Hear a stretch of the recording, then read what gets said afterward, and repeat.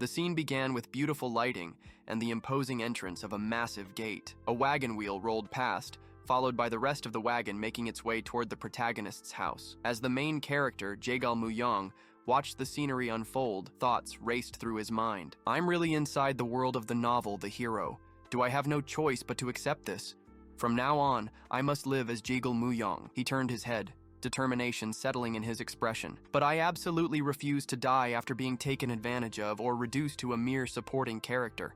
I will survive somehow. A young master standing nearby spoke up. Was it Baek Jiren? How did you get involved with him? Jaegal Muyong responded as if recalling an unpleasant memory. It was a bad relationship from the start. I was sightseeing with a girl, had a drink, and then he picked a fight with me out of nowhere.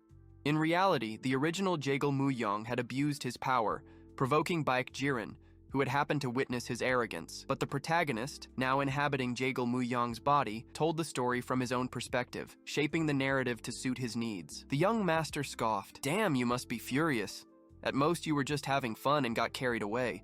What kind of rude brat makes the son of a noble family kneel? Jaegal Muyong smirked inwardly. I was being sincere earlier, but this is working out great. Outwardly, he chuckled. I know, right? He mused for a moment. Is he going to use my anger this time? Even in the novel, he remembered, the original Jaegal Muyong had tried to poison Baek Jiren. However, the plan had backfired, and he had ended up choking on the poison himself, vomiting in humiliation. The young master seemed deep in thought. Sensing an opportunity, Jaegal Muyong spoke again. Just thinking about it makes me angry. The young master raised an eyebrow. Really? Jaegal Muyong nodded, feigning frustration. Yes, but what power do I have? Please assign a guard to stay by my side. The young master narrowed his eyes. A guard? Who are you talking about? Jaegal Muyong had already made up his mind. I've had my eyes on someone. In the future, he will be known as the 1,000 Flamboyant Swords. I believe his name is Yang Ho Myung, since we're of similar age. I have a good feeling about him. The young master's expression turned serious. All right. As the conversation ended, Jaegal Muyong arrived at the entrance of his house. He glanced up at the towering gates and took a deep breath. The Jaegal household. So this is the home of Jaegal Muyong?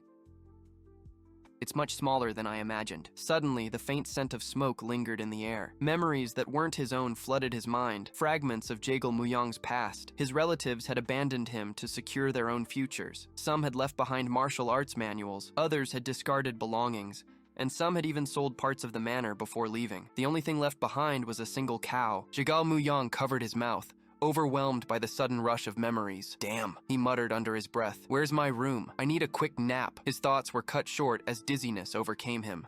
His vision blurred. Why is the floor getting closer? Before he could make sense of what was happening, darkness consumed him. When he came to, a sharp gasp left his lips. Ugh! His eyes darted to his hand. It's healed. I must have passed out. It seems this body couldn't handle the extreme stress. Glancing around, he took in his surroundings. Is this Jaegal Muyong's room? His gaze landed on the piles of random items scattered around. I guess he was a drunkard and a kleptomaniac. There's so much stuff in here. It seemed that someone had brought him back after he fainted. It's probably Jaegal Muyong's parents. He made his way to a mirror and studied his reflection closely. As I thought, I wasn't wrong earlier. His fingers brushed over his face. This isn't the Jaegal Muyong depicted in the novel. Even the face, it's mine. Night fell, and the scene shifted to another part of the house. Jaegal Muyong's mother, Kang In-ha, spoke with a firm yet concerned voice. This time you really need to make up your mind. You always try to laugh it off. His father, Jaegal Cheon, responded with a stern tone. As the apple of my eye, I've been trying to discipline him carefully,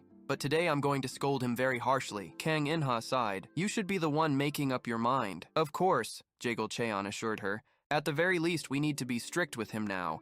If we don't, he'll never become a good person. Don't worry, he added, his voice filled with resolve. Back in his room, Jaegal Muyong sat quietly. Even in this unfamiliar situation, a strange sense of calm settled over him. Is it because this is home? He wondered. First, let me review the contents of the novel. Before he could gather his thoughts, a loud noise erupted from behind him. He turned his head sharply, only to find his parents standing there.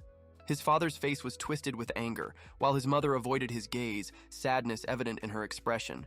Then, his father's furious voice rang out, Hey, you!